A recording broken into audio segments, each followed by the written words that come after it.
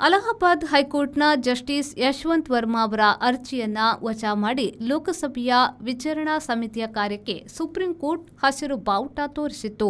ನ್ಯಾಯಾಧೀಶ ಯಶವಂತ್ ವರ್ಮಾರ ದಿಲ್ಲಿಯ ಮನೆಯಲ್ಲಿ ಕಳೆದ ವರ್ಷ ಮಾರ್ಚ್ ತಿಂಗಳಲ್ಲಿ ಲೆಕ್ಕ ಇಡದ ನೋಟುಗಳು ಕಂತೆ ಸಿಕ್ಕಿದ್ದವು. ಇದು ದೊಡ್ಡ ವಿವಾದವಾಗಿತ್ತು. ಲೋಕಸಭೆಯಲ್ಲಿ ಪ್ರಸ್ತಾಪವಾದಾಗ ಸ್ಪೀಕರ್ ಅವರು ಸಂಸದರ ವಿಚಾರಣಾ ಸಮಿತಿಯನ್ನ ರಚಿಸಿದ್ರು. ಅದನ್ನು ವಿರೋಧಿಸಿ ಯಶವಂತ್ ವರ್ಮಾ ಅವರು ಸುಪ್ರೀಂ ಕೋರ್ಟ್ಗೆ ಅರ್ಜಿ ಸಲ್ಲಿಸಿದ್ರು. 1968ರ ಜಡ್ಜಸ್ ವಿಚಾರಣೆ ಕಾಯ್ದೆಯಂತೆ ಲೋಕಸಭೆಯ ವಿಚಾರಣಾ ಸಮಿತಿ ರಚನೆಯಾಗಿದೆ ಎಂದು ಸುಪ್ರೀಂ ಕೋರ್ಟ್ ಹೇಳಿತ್ತು.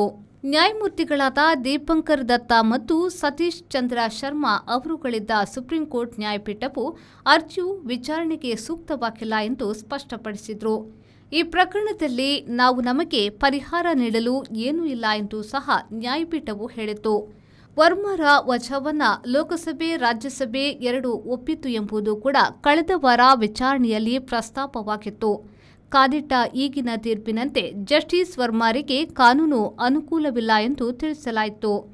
ವರ್ಮಾರ ವಿವರಣೆ ಸರಿಯಿಲ್ಲದ್ದರಿಂದ ನೋಟು ಕಂತೆ ಸಿಕ್ಕಾಗ ಆಗಿನ ಸಿಜೆ ಸಂಜೀವ್ ಖನ್ನಾ ಅವರು ಪ್ರಕರಣ ಕೈಗೆತ್ತಿಕೊಳ್ಳುವಂತೆ ಪ್ರಧಾನಿ ಮತ್ತು ರಾಷ್ಟ್ರಪತಿಗಳಿಗೆ ಪತ್ರವನ್ನ ನೀಡಿದ್ರು.